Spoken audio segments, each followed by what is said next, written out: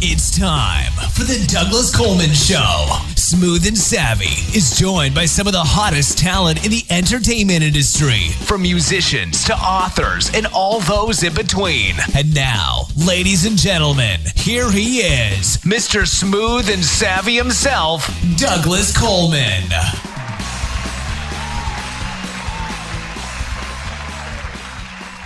Howdy-howdy-ho, hey. Welcome to the Douglas Coleman Show. It's me, Douglas Coleman. How are you?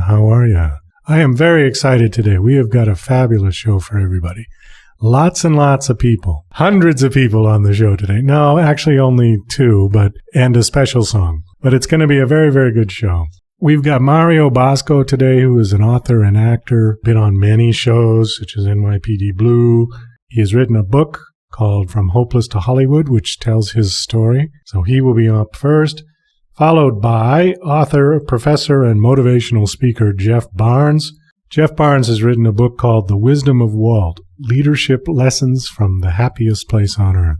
So he will be up on the second half of the show.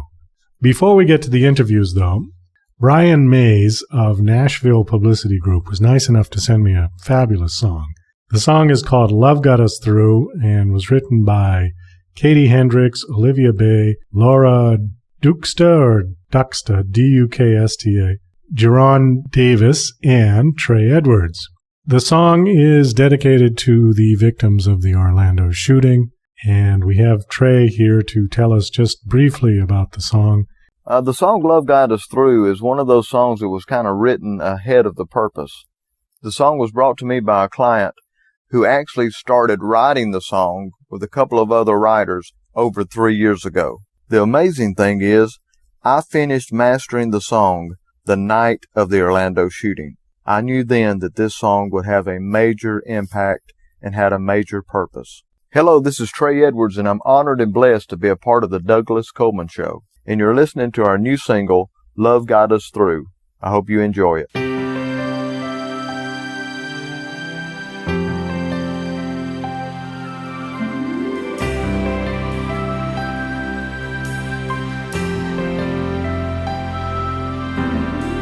If you would have known you'd never left home, then today your name would not be written in stone. It was just an average day like any other.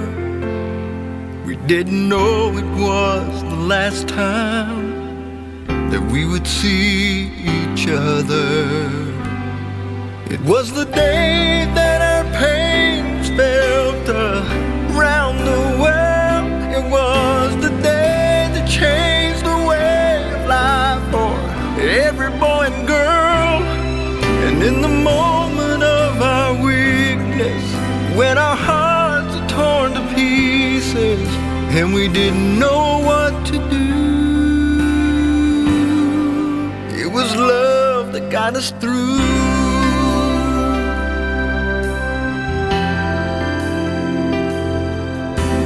All the world was crying, heartbroken, couldn't speak. God, please come and bring your peace to comfort the weak. Painful days like we could not imagine, but we all watched love bring us close when tragedy happened. On the day when our pains felt around the world, it was the day that changed the way of life for every boy and girl. And in that moment of our weakness, when our hearts torn to pieces and we didn't know what to do, it was love that got us through.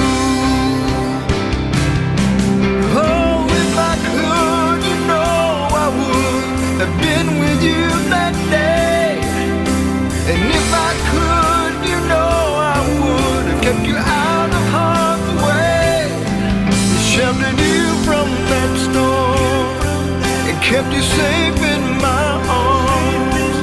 But the angels took you to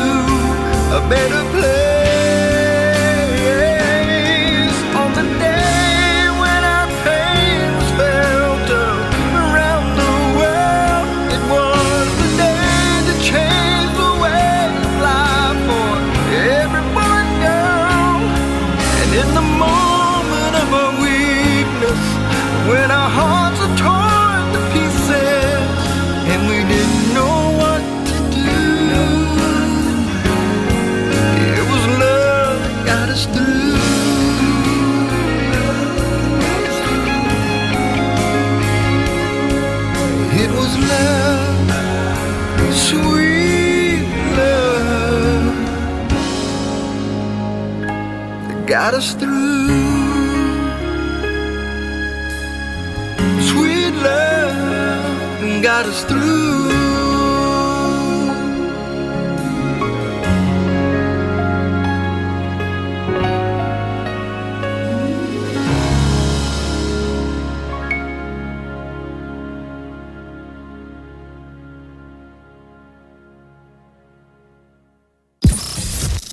You're listening to Mr. Smooth and Savvy right here on The Douglas Coleman Show. We'll be right back after these commercial messages. DJC Music and DJC Productions are pleased to announce a brand new website. We have started a listing website for radio show hosts as well as potential show guests. This is a meeting site where hosts and guests can come together. Show hosts can list their show and types of guests they're interested in booking. Potential guests can list their talents, bio, accomplishments, or anything they feel makes them an interesting radio show guest.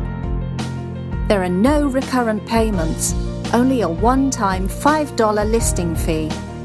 Your listing will stay up until you decide to cancel.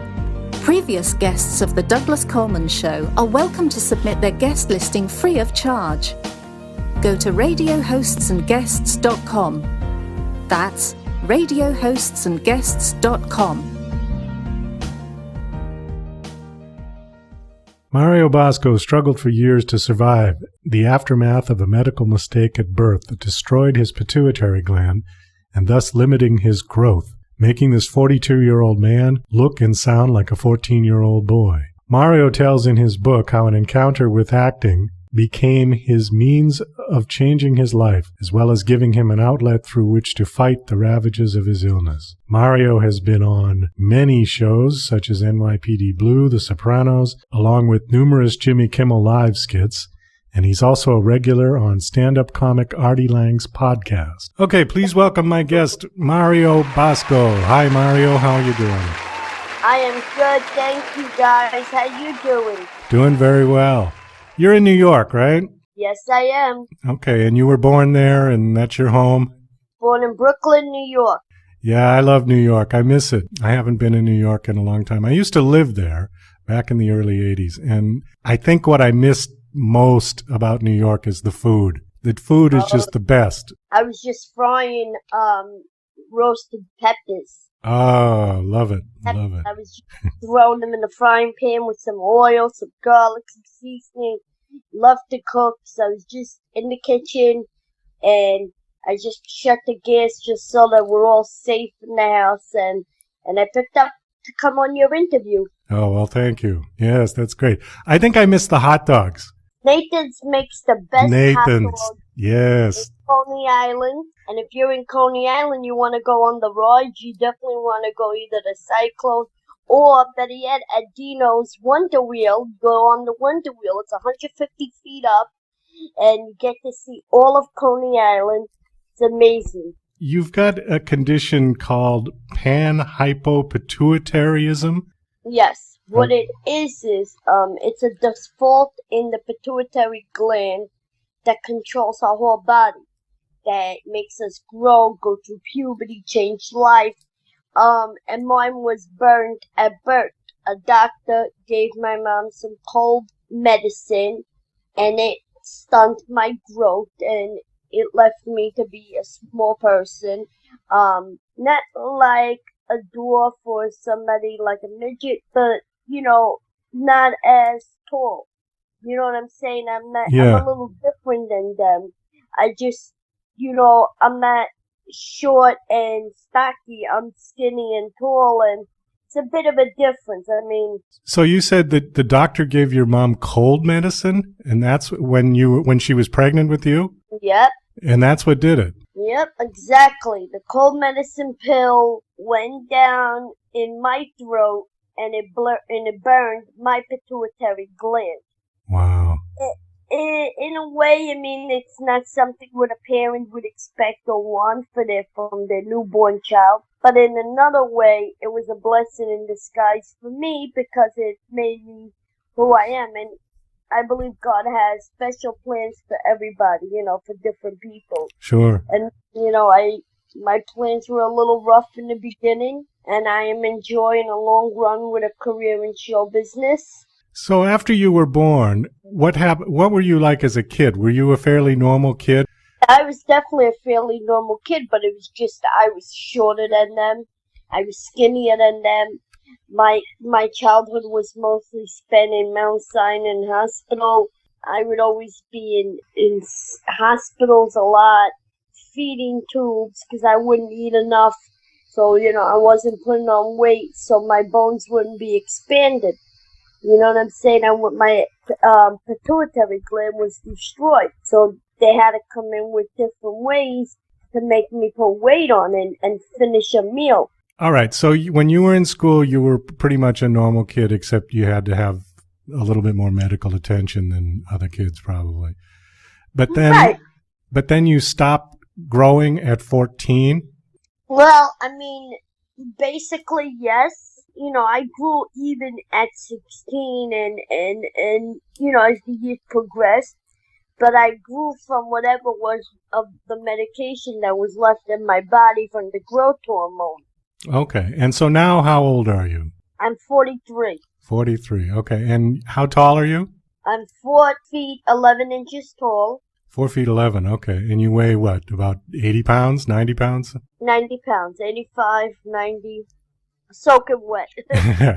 Well, I've seen your pictures, and you basically just look like a 13, 14-year-old boy, except you're not. So that's the kind of odd thing about it. But well, that's, in a way, a lot of these directors, they look for older to play young because I'm able to be there and that, after 8 hours have to go home. I'm able to stay a regular full, 16-hour shift or whatever they need an actor for. I'm able to be there for the whole day. Right. And I think for them, you probably were a blessing because I know if they're working with child actors, there's always temperaments. The kids don't have the patience to do take after take. You've got the stage moms hanging around, that are overbearing and overprotective. And I think with you, it would just be a lot easier. Yeah, absolutely. Yeah. But even when my mom took me to the set, my mom wasn't really a stage mom and stuff like that. Like, she wouldn't be combing my hair at an audition or stuff like that. She'd make sure that my hair was straight and that my lines were good and that my feet were good, but she wouldn't be there pushing me through the door as if she was going in for the audition. A lot of these moms, these stage moms, that's what they do. Yeah, they get to be like worse than the worst manager you could have because you've got the family connection as well. It can be a real headache for the kids, I'm sure, and the directors. Right. And it is. A lot of directors don't really want to put up with that. When the kid, you're by legalness, you have to bring your child. But when the child is on the set, okay, and there is heavy security and the child is there, you could be on the set, but you can't be on top of them. Right. Because that's the time when the director needs to work with the child, whether it's about a script change, whether it's about a directorial change, this way or that way. You cannot turn around and be up the director's butt. Now, is your body aging normally? Are you going to live to be a normal age, or did you discover the fountain of youth? Because it seemed to me if you're stopped at 14, you could live forever. Well, when the time came and the doctors asked for me to do testosterone, I refused it a bunch of times. At the time, I was doing NYPD Blue, and I couldn't risk doing a facial change or a voice change.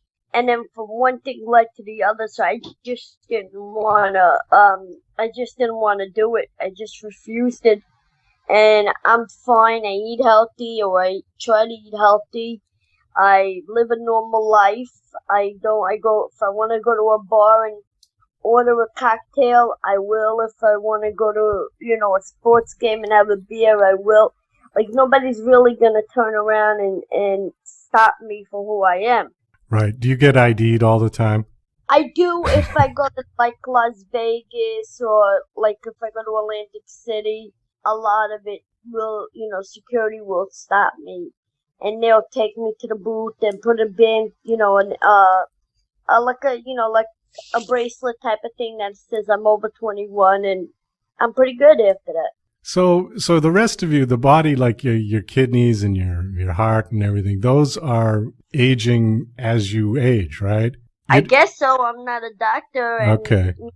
I'm sure if there was anything serious about it, they would tell me.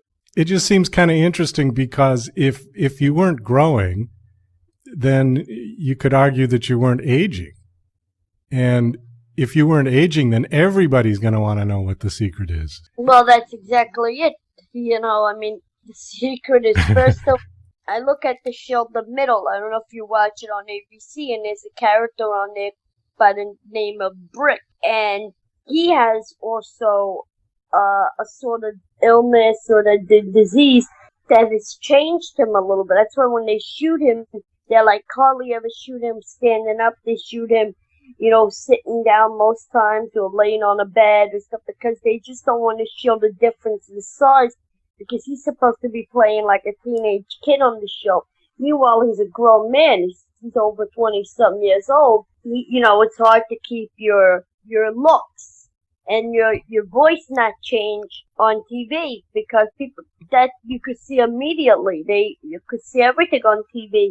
And, how are you supposed to be playing a teenage kid looking like you're a 27-something-year-old man? You know what I'm saying? Right. It doesn't physically work well for TV. Your face is growing the hair out, so your voice changes, so you becoming a different type of human being. What were you doing before you got into acting? Well, I became an actor very early in my teenage years. I was 12 years old when Bill Cosby discovered me on Avenue M and East 14th Street at the NBC studio where they were filming The Cosby Show. Oh, okay. So you've always only done acting then? You didn't have to work at it doing anything else, right? I have, in between TV jobs, in between stuff.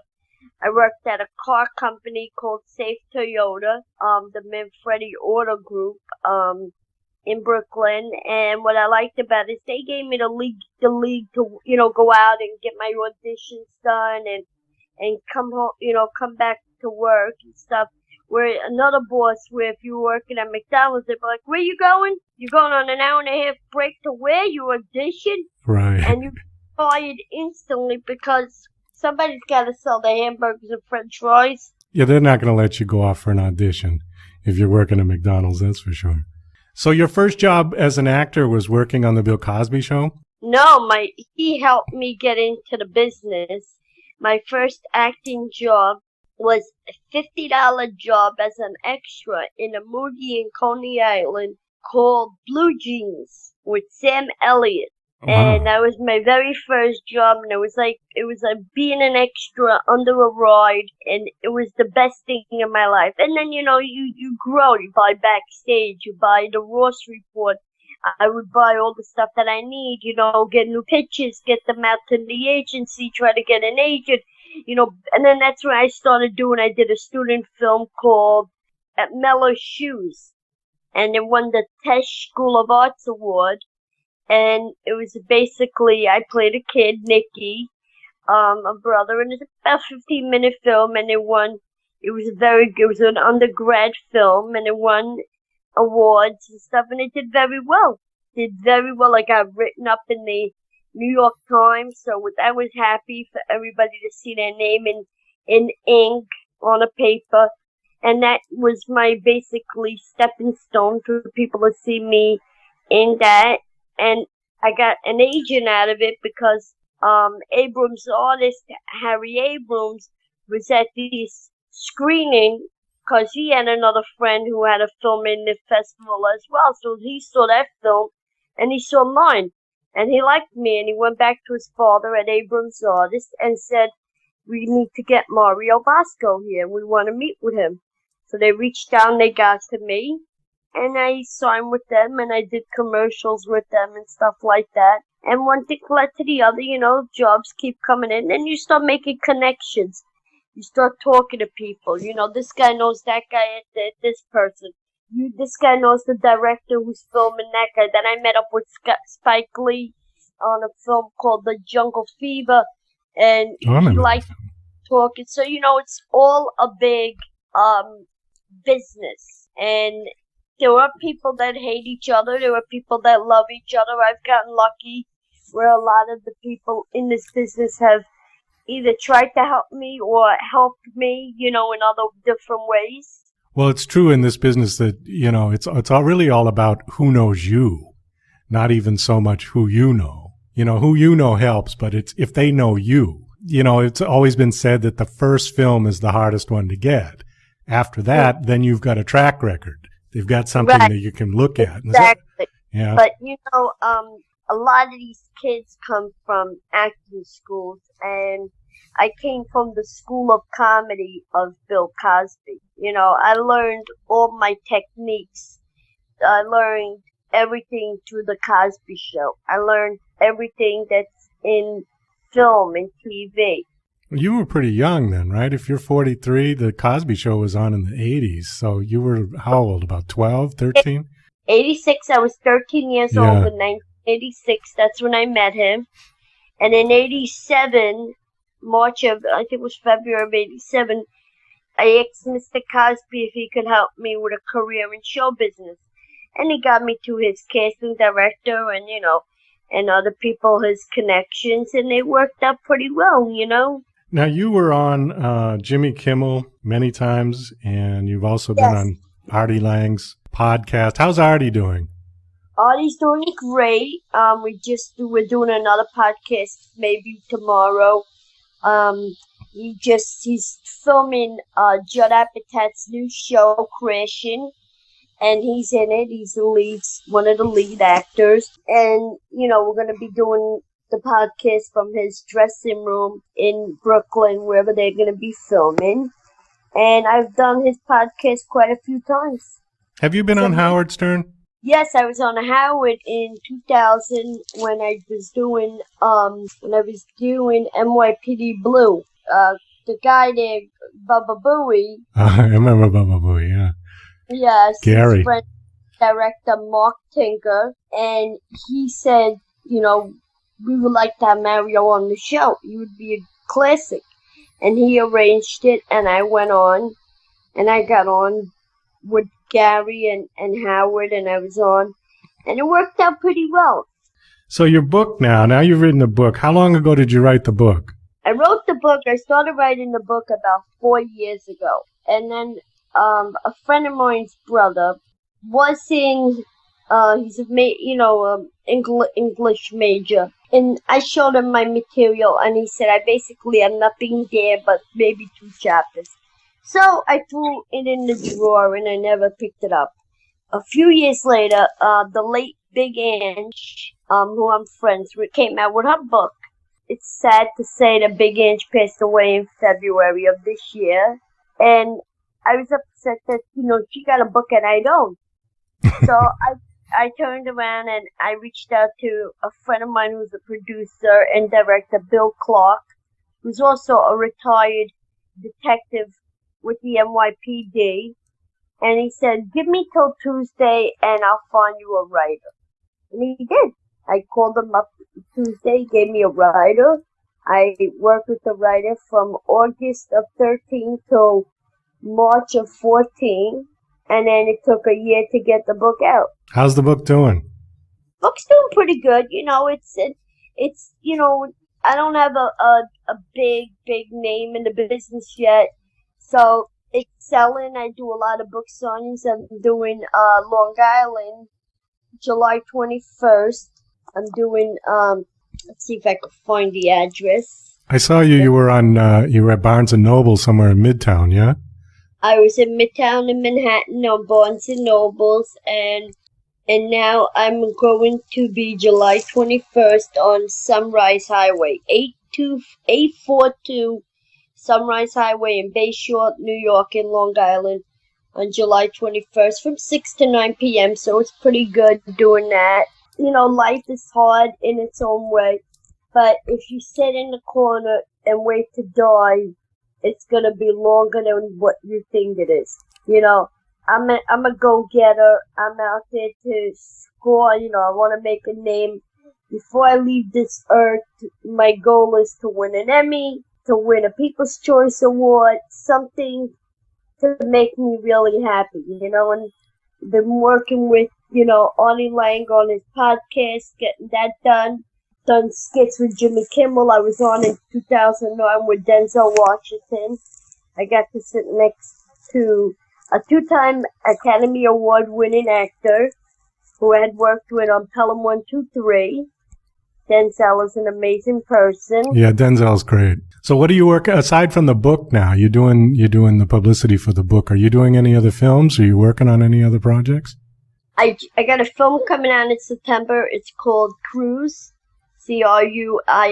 It's basically about the race, you know, when they would cruise in the 80s, they would cruise with the, you know, the cars with the big motors in them. It's about a race that happened in Queens by Fannie Lou Parkway. So that's coming out in September. I am doing the podcast with Artie every week. That's another great benefit to my life. And just, you know, enjoying the summer, doing book signings, as many as I could get to do. And that's it, you know, just one day at a time. Go back to LA, see what's going to happen there. Are you married or are you single? I'm single, thank God. So many wackos out there.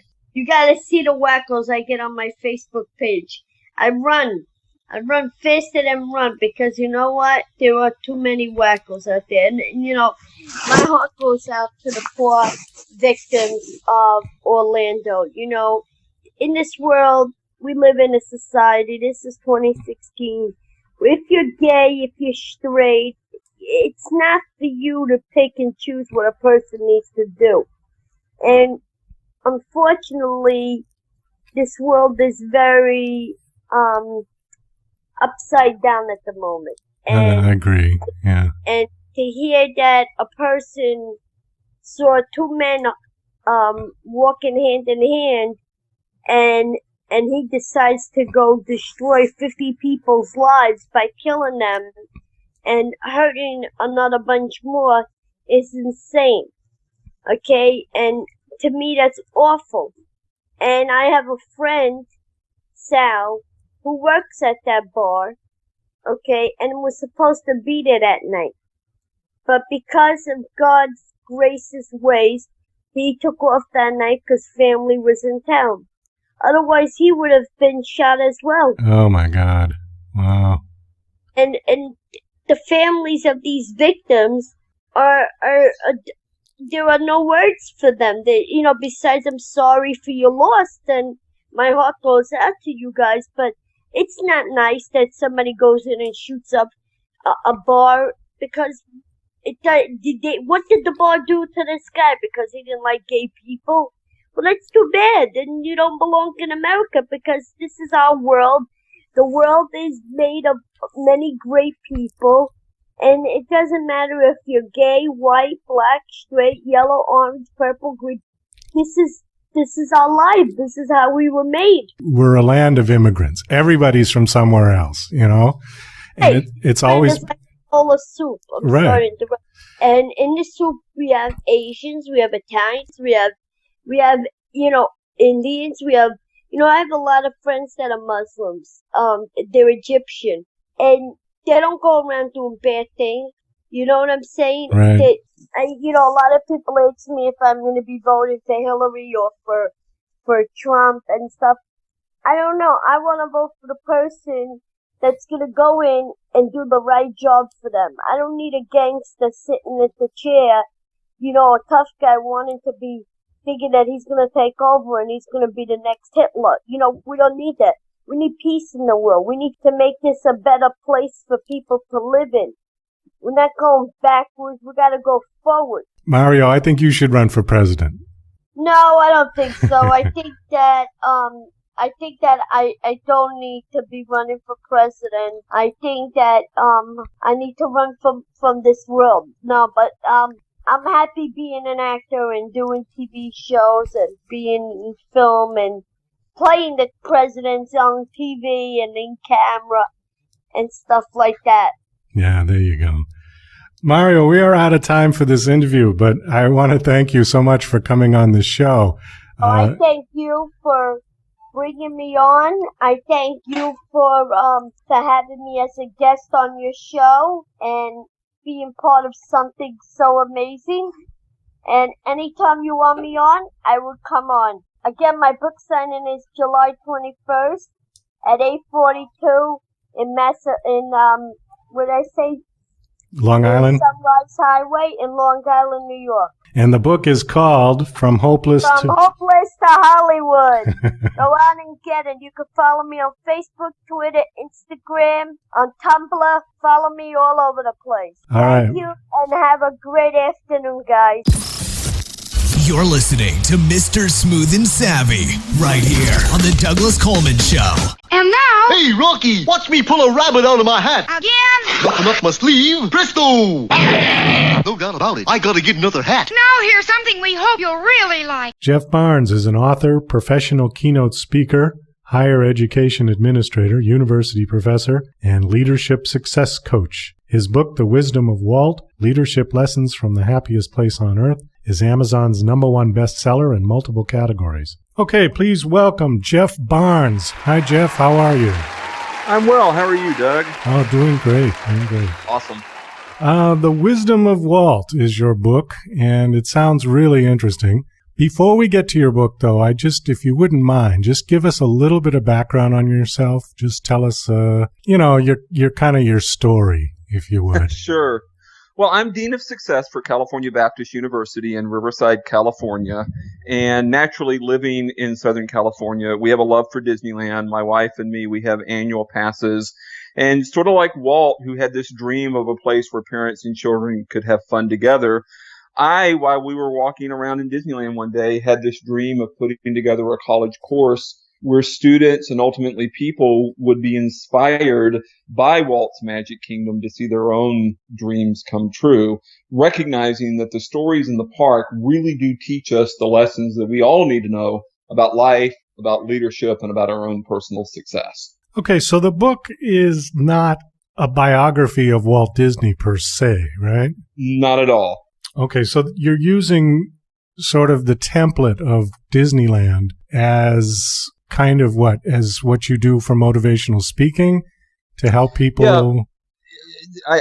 I have this idea that the park is the ultimate source material for, again, motivation, inspiration, life, leadership, and our own levels of success. And so what we do in The Wisdom of Walt is we take excerpts from Walt's life and we take excerpts from the history of the park and stories from the park and apply them to your life, to your dream, to your business, and to your story. And part of the inspiration for this came not just from the park itself, but in working with people, specifically college students, and recognizing as much as we love Disneyland, we've sort of forgotten Walt's story. And we sort of forget that even though he was already successful, he didn't just speak the words Magic Kingdom and it magically appeared out of an orange grove in Anaheim. He faced all sorts of difficulty, all sorts of adversity, all sorts of obstacles to see his dream come true. And whatever your dream might be, you too are going to face difficulty and obstacles and adversity. And so what can we learn from Walt? What can we learn from Disneyland that might very well apply to our life and our dream and our own success? Okay, well, give us an example of what kind of obstacles he went through to get Disneyland made a reality. Well, I think first of all, when he had this idea of a place where parents and children could have fun together, and he came home to his beloved wife, Lily, and he said to her, "Honey, we're going to build an amusement park." She looked at him and said, "Oh, Walt, no. Why would you want one of those? Why those places are filthy." And yet, if you go back to anyone who was there in 1955, they'll tell you two things. One, they'd never seen anything like it anywhere in the world. And then secondly, They had never walked into a public space that was so impeccably clean. And that was the fulfillment of a promise to his wife, Lily, who never believed in his dream of Disneyland. And then he gets to the studio on Monday and he says to his older brother, Roy, we're going to build an amusement park. And Roy looks at his younger brother, Walt, and says, Walt, you've had some crazy ideas in your day. We are not building an amusement park. And yet Walt believed in his dream, the dream of a place where parents and children could have fun together. I think we all have ideas. I think we all have dreams, but we're all going to face some level of resistance. We build up our confidence by embracing that resistance. Walt wasn't deterred by Lily saying no. He wasn't deterred by his own brother saying no. Because he was willing to face that resistance, it enabled him to build up his confidence and ultimately see his dream through. So much so that when they sold the very first ticket on the very first day, the very first dollar spent to get into Disneyland, that ticket was actually purchased by Roy himself, who back in the day had said to his younger brother, we are not building an amusement park. So if you have naysayers, if you have doubters to your life, to your dream, to your idea, to your business, know that that resistance is a sign that you might well be on the right path. Disney already existed, though, not the theme park, but Mickey Mouse and the Disney studios already existed, correct? Absolutely. But in that existence, first of all, Walt was always looking for what was next. He never wanted to repeat himself. He wasn't interested in sequels.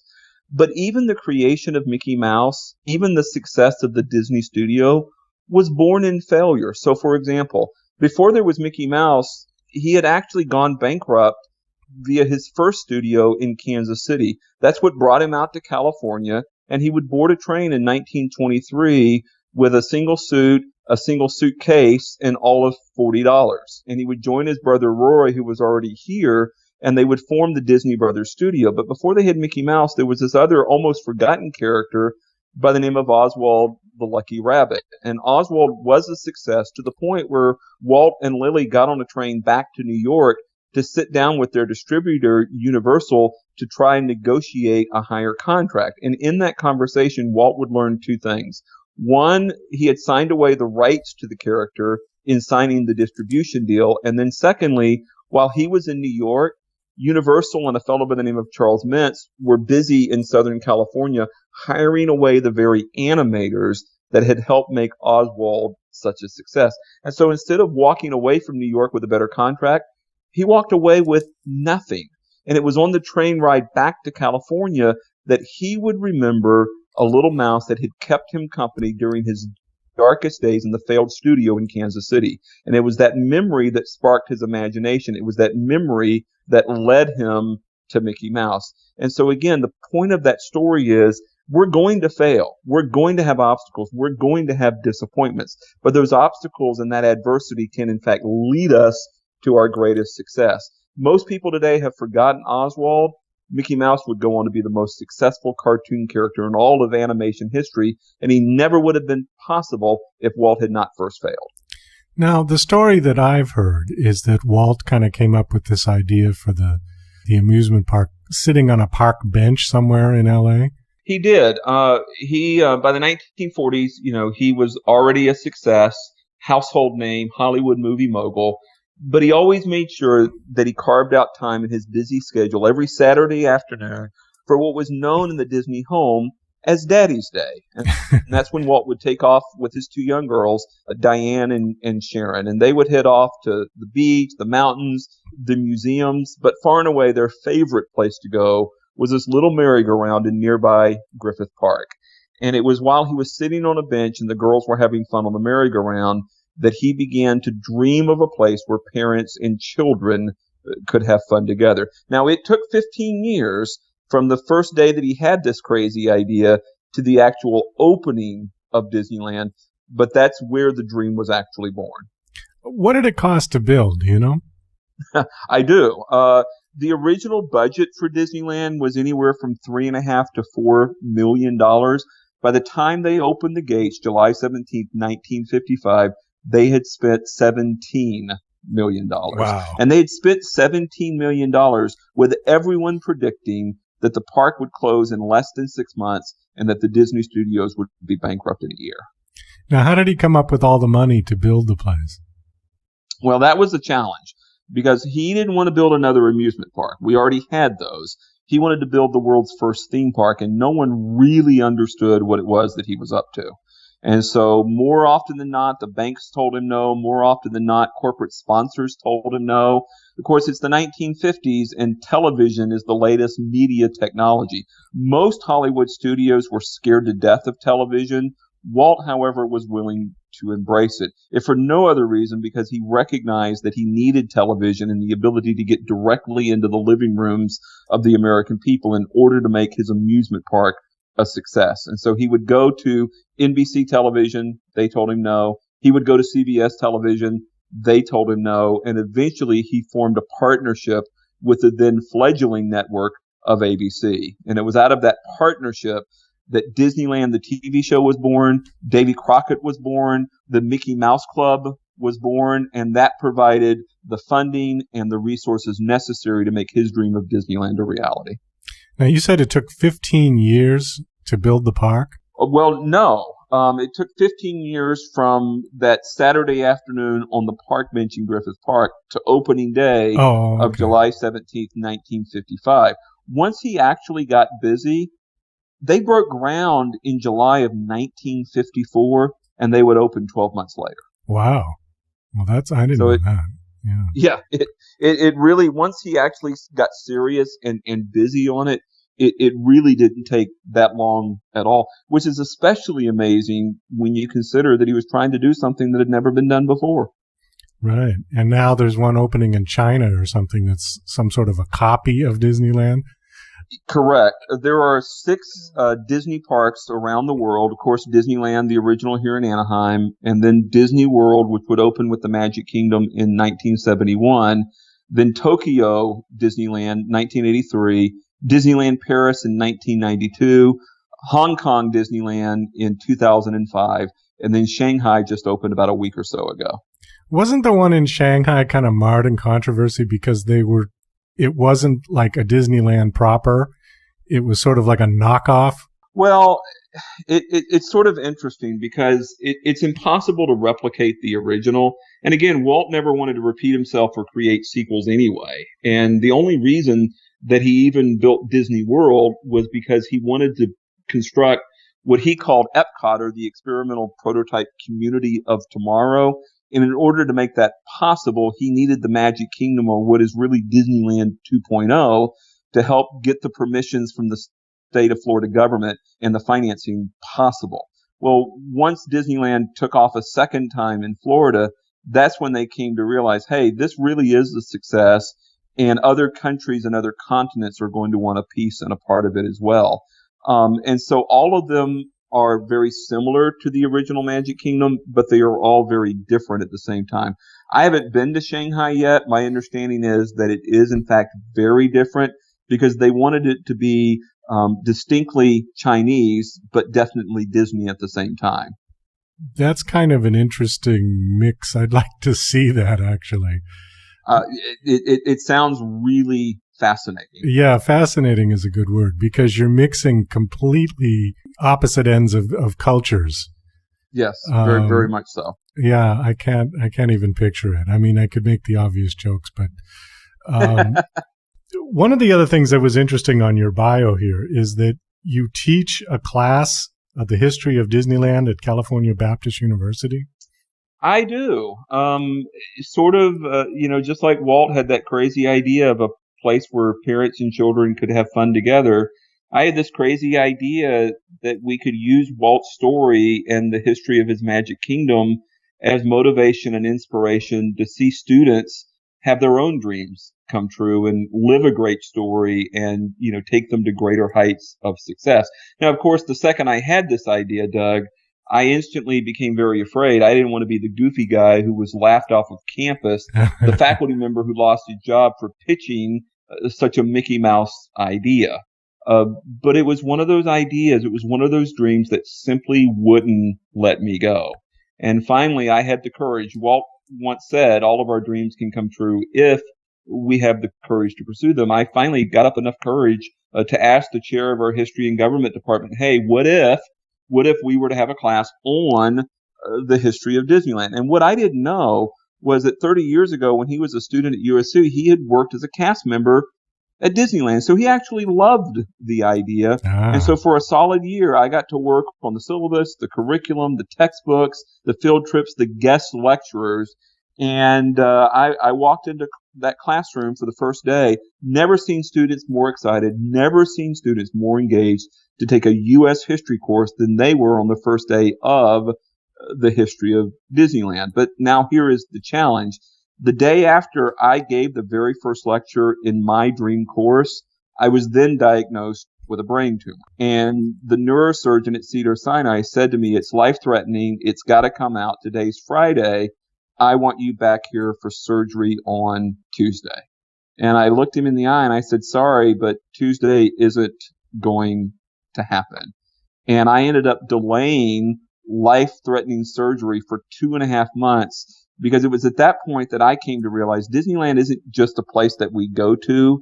Disneyland's actually who I am. It's become a life passion, a passion that I was actually willing to lay down my life for. Now, fortunately, we were able to teach the class. We had the surgery. It was successful, and the tumor ended up not being cancerous. But the bottom line is, in order to be successful, in order to see our dreams come true, we, like Walt, or me, like the brain tumor and the brain surgery, are going to have to face conflict, some sort of difficulty, some sort of adversity. But know this, the bigger your dragon, the better your story. And we all love great stories. Well, one of the things that I find interesting about successful people, and when I say successful, it typically means money, but it can also mean money, but doing what they love to do. Mm-hmm. I think that's more of a mark of success than just somebody who works at a terrible high-paying job, hates what they're doing. I think we all want to be engaged and we all want to make a difference. Right. But what the parallel or the commonality between all those people, the successful people, is that they never lost sight of the dream, like you've been saying. Yep. They just kept going, no matter what kind of adversity was thrown at them, no matter what sort of walls they had to climb, they kept going. And eventually they got to where they were going. A lot of people told them they were nuts. I mean, the one that comes to mind is Steve Jobs. Yes. Did you see the movie, the one with Ashton Kutcher playing Steve Jobs? I thought he did a pretty good job. I've seen the movie. I've read the biography. Most people don't realize this, but when he passed away in 2011, Steve Jobs was actually the largest shareholder of Disney stock. Doug, I'm actually convinced that Walt Disney and Steve Jobs are the exact same person. I don't mean in a metaphysical, reincarnated sense. What I mean by that is, in terms of their obsessiveness, in terms of their attention to detail, in terms of their desire to change the world and be successful, they really are the exact same person. The only difference is Walt was born at the turn of the century and from the Midwest, whereas Steve Jobs was, born in the 1950s and is a product of the West Coast and California. But there are some definite striking similarities. Well, it's interesting because that just sort of reinforces what I was saying, that those people always have that sort of determination, no matter what's thrown at them. I had this conversation with an author, a screenwriter that I had on a month or two ago. She brought up an interesting point about how, yes, that is true, that these people that are very successful are very obsessive and they just keep going no matter what. But there are those people that just keep going and going and going and then suddenly find themselves falling into the toilet. And you wonder if there is a bit of luck. This was our topic, our debate, whether or not their success was purely based on determination and obsessiveness, or was there a bit of luck thrown in there? Which luck is very hard to define or very hard to sort of predict. I think it's all of the above. I mean, if you were to talk to Walt when he went bankrupt in Kansas City, had he fallen into the toilet? Absolutely. If you talk to him in 1928 when he lost Oswald the Rabbit, had he fallen into the toilet? Absolutely. Talk to Steve Jobs when the board of directors at his own company fired him. Did he yeah. fall into the toilet? Yeah. Absolutely. So it's not about falling into the toilet. You're going to fall into the toilet. The question is, are you willing to climb out? Yeah, good point. Or the other one with Steve Jobs, I was going to say, when he fell in the toilet was when he found out that Bill Gates beat him to the punch with the Windows, Yep. Windows operating Yep. system. I suppose you have a lifetime pass to Disneyland at this point, yeah? Well, not a lifetime pass, but my wife and me, we certainly are annual pass holders. And again, Disneyland isn't what we do. It's genuinely become who we are. And over the last 5 years, I mean, we sort of lost count. We've been to the park probably well over 350 times. It is our go-to place. It's what we love. It brings us a tremendous level of joy and happiness. And again, inspiration for whatever our own dreams might possibly be. Now, a bit of an irony, I did get to teach the class, but after my surgery in 2014, they actually grounded me for 2 years from doing anything that drops me, shakes me, spins me, or puts any sort of G-forces on me. And so I've spent the last 2 years going to Disneyland over and over and over again, but I've only really been able to do like the Fantasyland dark rides or maybe It's a Small World. And so July 24th is going to be a big day for us because that's when I get to get back on the e-ticket stuff like Space Mountain and Indiana Jones. And the Matterhorn? Yes.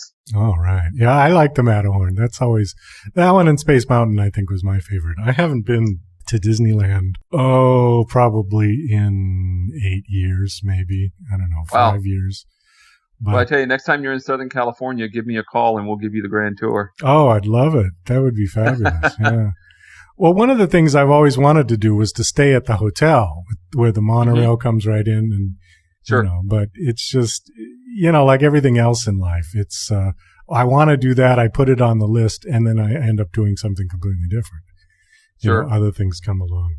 I want to back up just real quick back to your class because I'm kind of interested in that. When you said that people said you were nuts for wanting to teach, or you thought people were going to say you were nuts. I mean, there are other classes like there's somebody who's teaching the history of the Beatles. I guess what I'm curious about is when I went to university, they didn't have classes like that. We had very, morbid sort of stuff like Latin and math and science. Right. And I guess I'm wondering, how do you write a curriculum for something like that? Well, I think you've got to get really, really confident and passionate about your source material. I teach U.S. history.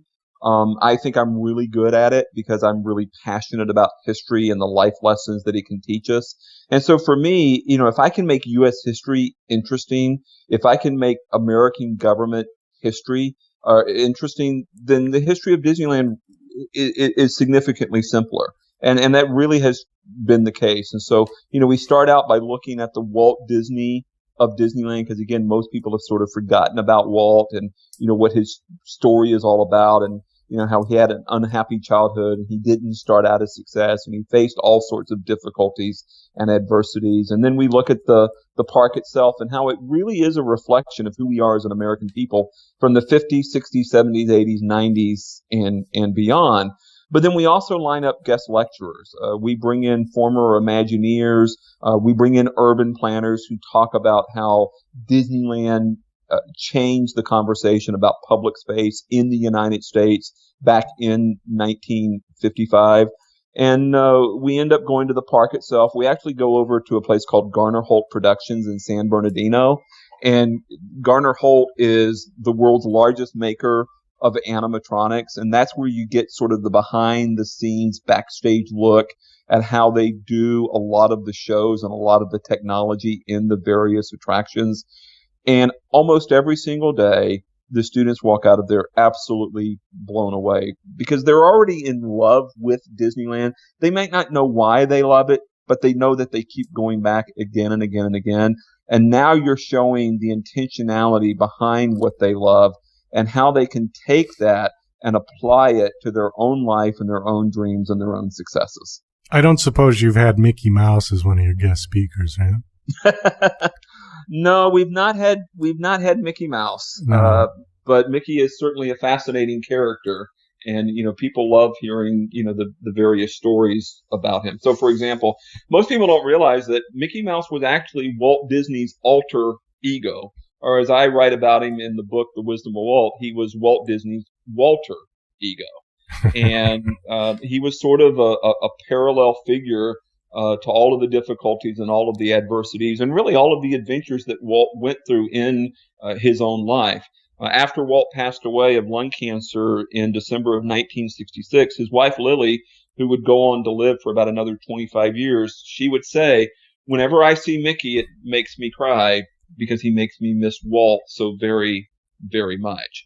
Walt Disney was Mickey Mouse. Mickey Mouse was Walt Disney. Now, is that urban legend true that he's frozen somewhere in a capsule? It is urban legend, and it absolutely is not true. Quite the contrary.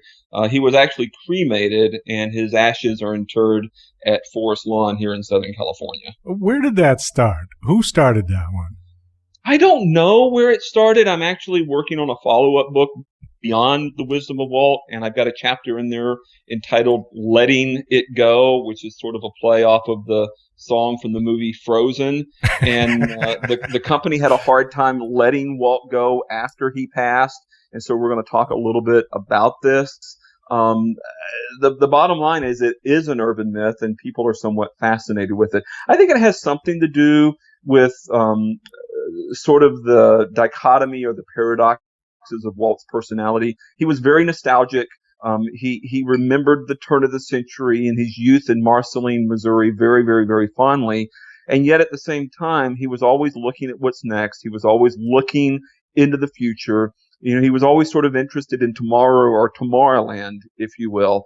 And so I think this idea of, you know, we don't want to let Walt go, and he was always into the newest, latest, greatest, and wow, if there ever is such a thing as, you know, freezing somebody and bringing them back, well, Walt would be interested in that sort of technology. And if we could bring anyone back, wow, wouldn't it be great if we could bring Walt himself back? Well, it's just funny because I remember that legend as a kid, you know, and I'm 54 years old, so it's like that one's been around a while. It really has, yeah. And I think it's sort of ironic today that, you know, their most popular animated film is a movie called Frozen, because again, that urban legend is really, really out there. Well, Jeff, we are kind of running down to the end of the interview. Do you have a website where people could kind of come and look at? Now, tell us. I do. Wait, before that, sorry. The book is called The Wisdom of Walt. How is the book doing? The book's doing really well. It's been a #1 bestseller on Amazon in multiple categories, to include personal success in business. And you can find it on Amazon. It's available in multiple formats: hard copy, soft cover, audiobook, Kindle ebook. And if listeners would like a personally signed hard copy, they can also find it on my own website, which is thewisdomofwalt.com. I did get yours. Thank you very much, by the way. Oh, you're quite welcome. It's I haven't gotten around to reading it yet because there is a stack of them from everybody who's been on the show who's an author. Sure. So, but I will get to it in time, I promise. Sure. Okay, so your website again is thewisdomofwalt.com. Thank you so much for coming on. This was a lot of fun talking about Disneyland. All right. Thank you, Doug, and I wish you much success. Well, that's about all the time we've got for the show today. I want to thank my special guests, Mario Bosco, Jeff Barnes, and Trae Edwards. This is Douglas Coleman saying goodbye.